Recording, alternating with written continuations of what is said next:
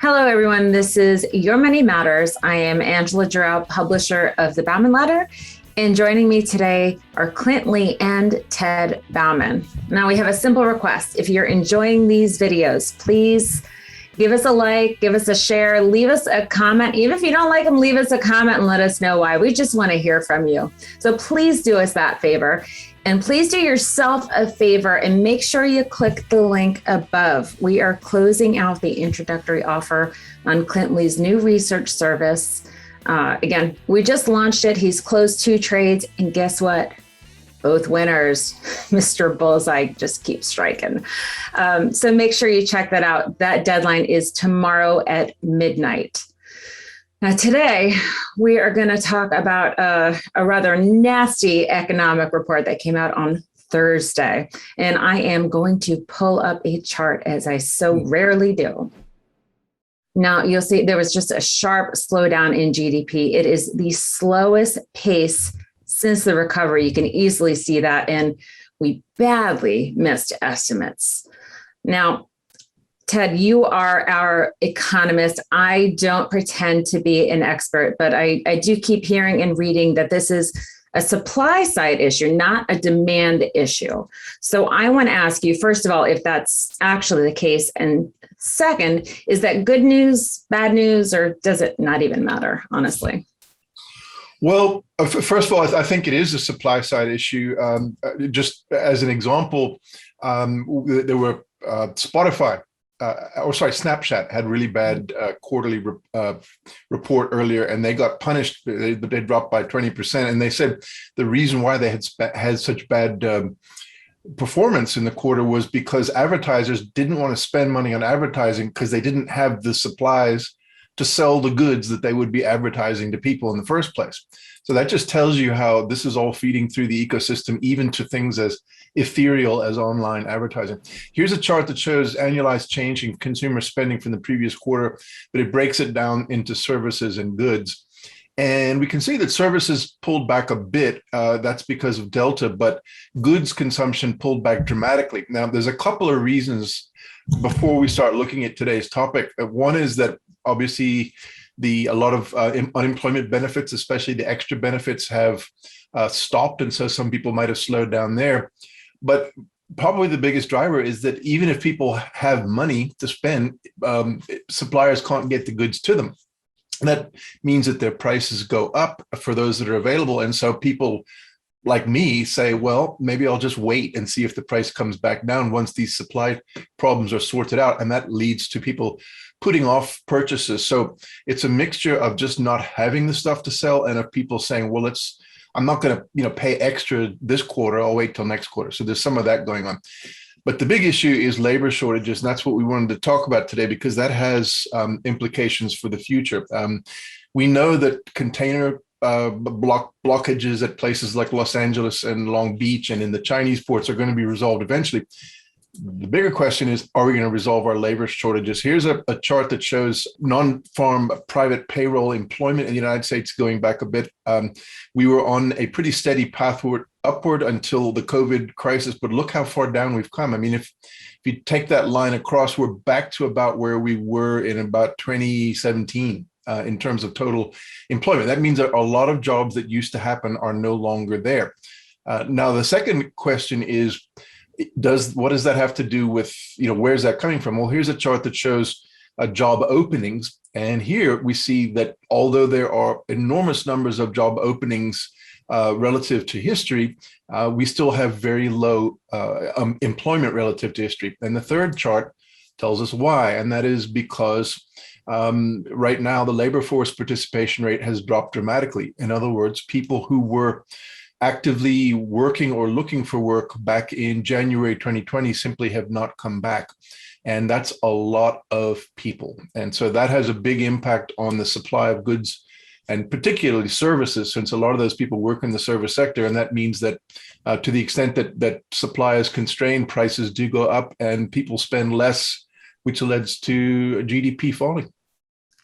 So how long do you think this is going to last? And how do you think companies will respond to this?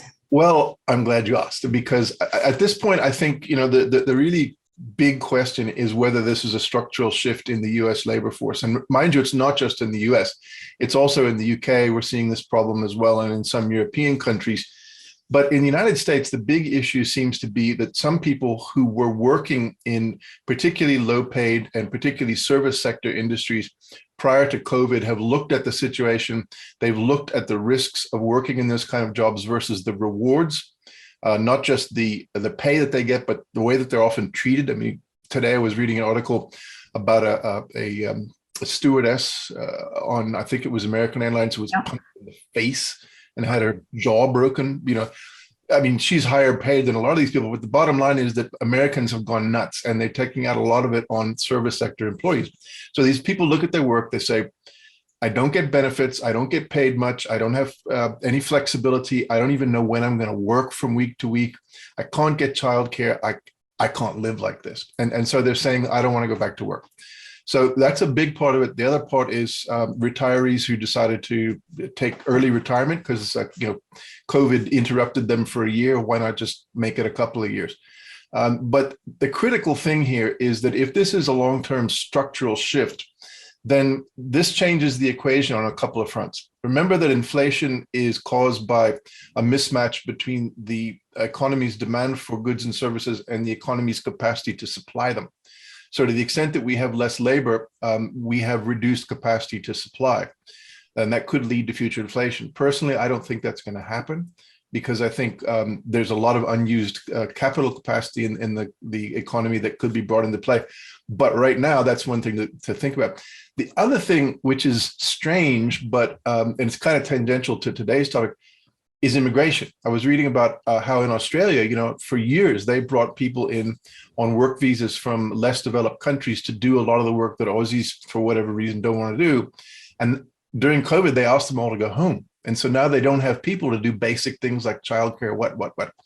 So I think all of this is going to come together in some pretty major structural shifts to the economy. And one of them is going to be a difficulty in finding what we used to take for granted. The people who bring you, a drink at the bar, who bring you food at a chain restaurant, whatever, those people might not be around. So I asked you, but I'm actually going to switch gears and I'm going to ask Clint now instead. How do you think that companies will respond to this? I mean, look, what Ted was mentioning, everyone just keeps waiting for these jobs to come back and they don't. We've had a couple very disappointing months now with payrolls. And yeah, at first the thought was, well, maybe when the additional unemployment benefits end, people come back. We haven't seen that yet. And then it was, once schools are back in session and parents, can leave the house more freely, then we'll see the jobs come back. And we haven't seen that yet. So, who knows, what that's ultimately going to look like as we go into year end, look into next year. But, businesses have got to prepare for it. And there's a couple trends that I think is going to accelerate. Now, the one thing I want to mention right off the bat is, all year we've talked about all this pent up consumer savings, all this pent up demand, all this money that's just going to be unleashed on the U.S. economy. While it's not just a consumer driven thing, there is a business spending boom that is going on as well. And so that's the first chart I want to share. This shows the core capital goods orders. So this is just it excludes defense spending, excludes aircraft because those things can be very volatile on a month-to-month basis. So this is just kind of what core equipment spending purchases from businesses. And just, look at 2020. This just absolutely takes off and has not stopped, running at a $77.7 billion clip. So, just highlighting that, businesses have unleashed opened up the purses, and they are spending like crazy right now. Now, with the labor shortages not going away, and the potential structural problems that we're facing there, there's going to be one area in particular that I think is going to get a lot of focus, a lot of attention here going forward, and that's with automation. And I think there's two distinct areas of automation to think about. The first one I think is more of a traditional. You think of sort of the blue collar. You envision the robotic welding arms flying all over the place on the automobile factory floor, and yeah, that's a big part of it. And we're going to continue to see Factory automation, industrial automation picking up. Actually, here's a projection going out several years, showing that the size of the market for industrial robots was a $44 billion market last year, expected to increase over 2 times to hit $102 billion by 2027. But that's kind of the more traditional way of looking at it. The other automation aspect, it's not just blue collar. There's a white collar piece of this as well. And so there's another automation category. It's called robotic process automation. And here's a chart of how that's just expected to explode. Now, think of this as being sort of the high volume, routine tasks, things like, could be data entry or billing. Just all these areas are ripe for automation, especially as software and embedded with artificial intelligence begins to proliferate more. But here's a chart just showing how that market is expected to swell. You can see just running over $1 billion last year, but by 2030, expected to top over 13 billion. So, that's really the two distinctions I think you got to think about with automation. There's the blue collar aspect up to it, and there's a white collar aspect here as well. But once again, just businesses are spending, and this is going to be a big area of focus going forward, especially with the structural shift in labor shortages that Ted was talking about earlier. All right. So now the $1 million question. How do we make money from this? Well, I think one thing we could do is maybe turn ourselves into avatars and just have the algorithms do our Monday videos. But that would maybe save a little bit. But I think that we'd miss. Will we do that? Will we do that in the metaverse? Yeah, we'll do that in the metaverse. Well, everybody out there is going to have to buy one of those headsets that Anyway, but we'll do it. We'll see how that goes. I think, basically one of the key things here is I always like to talk about pick and shovel plays. And, all of these things, no matter what you're going to do, if you're going to intensify the use of electronics and electromechanical devices to do things, you're going to need more semiconductors, right? And you're going to need more software to run them. So I know Clint has picked out a couple of charts he wants to show us with a couple of ETFs that contain these kinds of companies. And as always, when you look at an ETF, make sure you look under the hood and see what the holdings are. Clint? Yeah, I think that's especially true with this first ETF. And you talk about the pick and shovel play. This is more on the industrial robotics automation side of things. But as you mentioned, as things become more automated, the sensing capabilities, they need more chips to perform those tasks, more semiconductors. And so as you kind of work your way backwards, and one area in particular really stands out. But if you just wanted to look at a general kind of semiconductor exposure, ticker SMH, here's a chart of a semiconductor ETF going back a year. And but one thing, just recent price action that kind of catches my attention is we had the pullback kind of in the September to early October timeframe. I'm looking at the right-hand side of the chart. We came down to that green line. That's a 200-day moving average. And now we're right back to the prior highs. Now, Ted, you mentioned kind of looking underneath the hood at what's in this ETF. One area that we've been talking about a lot recently is on the equipment side. So semiconductor companies that are providing equipment to those that manufacture the chips themselves, because look, there's just all sorts of niche applications here, and it might just be one or two firms that dominate their specific application. And this week in particular, we have seen a lot of these companies putting in some very big moves higher. That's been catching our attention. So that's one area to look at on the semiconductor equipment side in that ETF. Before you go on, Clint, I just want to point out to people, this is one of the greatest hidden opportunities in the market today. And it's not just because of the semiconductor equipment, but because there's a pick and shovel play within a pick and shovel play in this sector, because there are other companies that that provide specialist equipment that are only used in semiconductor machines. And there's only a couple of companies that do that. So this is a great place to look. And just so you know, these machines can be as large as a house and cost up to $150 million each. So it's a very specialized thing. And if you can find the right company, you can make a mint on it. Yeah. And then, so once again, that's kind of looking underneath the hood on SMH at those equipment providers.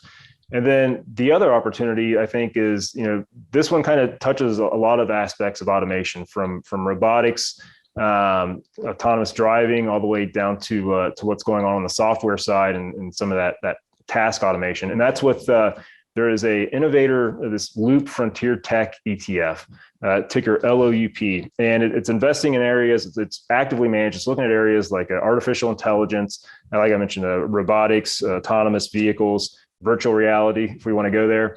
But there's a very interesting chart set up here with the Loop ETF here as well. So here's a 1-year chart of Loop.